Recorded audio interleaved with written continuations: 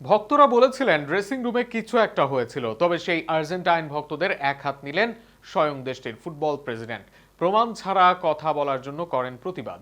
এমনকি আর্জেন্টাইন খেলোয়াড়দের বিশ্বাসঘাতক বলার সুযোগ নেই বলেও জানান আর্জেন্টিনার ফুটবলের সর্বোচ্চ কর্তা। এছাড়া খেলোয়াড়রা সর্বোচ্চ উজাড় করেছে ও এমন কিছুকে অপচেষ্টা উল্লেখ করেন ফুটবল প্রেসিডেন্ট। ষড়যন্ত্র তত্ত্বকারীদের আর্জেন্টাইন বোর্ড প্রেসিডেন্টের এক হাত নেওয়া নিয়ে থাকছে প্রতিবেদনে। পুরো আসরে ছিল দুর্দান্ত, তবে ফাইনালটা নিজেদের মতো খেলতে পারেনি আর্জেন্টিনা। এক পেশে ফাইনালে স্পেনের কাছে হেরে যায় তারা। ফাইনাল হার মানাটা বেশ কষ্টের ছিল আর্জেন্টাইন ভক্তদের কাছে, তবে পুরো আসরে পারফর্ম করা আর্জেন্টিনার ফাইনাল রূপকে অস্বাভাবিক লাগে তাদের, যে কারণে উঠে অনেক ষড়যন্ত্রতন্ত্র। অনেকে তো বলেই বসেন ড্রেসিং রুমে কিছু একটা হয়েছিল। তবে এইসব ষড়যন্ত্র তত্ত্ব দেয়া সবার বিরুদ্ধে দাঁড়ালেন Argentine president Claudio Chiqui Tapia.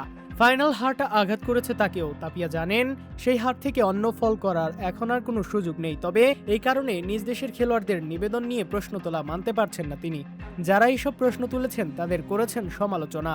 সাম্প্রতিক সময়ে সামাজিক যোগাযোগ মাধ্যমে সিটি নামক স্বাক্ষর করায় চিঠি প্রকাশ করেন তাপিয়া, সেখানে উল্লেখ করেন এই বিষয়।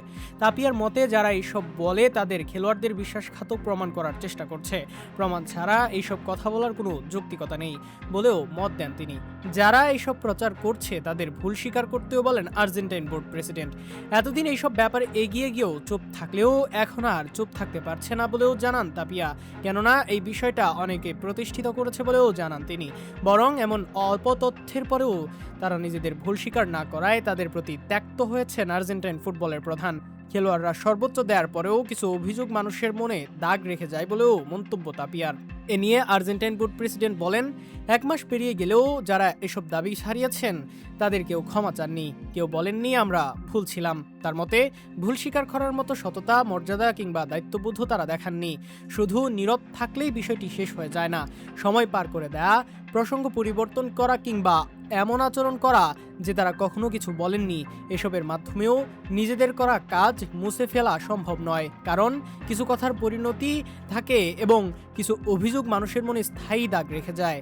খেলোয়াড়দের নিবেদন নিয়ে তাপিয়া বলেন, জাতীয় দলে খেলোয়াড়দের বিশ্বাসঘাতক বলার চেষ্টা হচ্ছে। কোনো প্রমাণ ছাড়াই খেলোয়াড়দের বিরুদ্ধে অভিযোগ তোলা হয়েছিল, অথচ সেই খেলোয়াড়রাই এবার মাঠে নিজেদের সর্বোচ্চটা উজাড় করে দিয়েছিলেন। মিথ্যাকে সত্য হিসেবে প্রতিষ্ঠা করার চেষ্টা করা হয়েছে বলেও অভিযোগ করেন তিনি। এখন যারা এসব অভিযোগ করেছিলেন তাদেরই নিজেদের বক্তব্যের ব্যাখ্যা দিতে হবে, কারণ ভুল স্বীকার করার মধ্যেও এক ধরনের মহত্ব রয়েছে।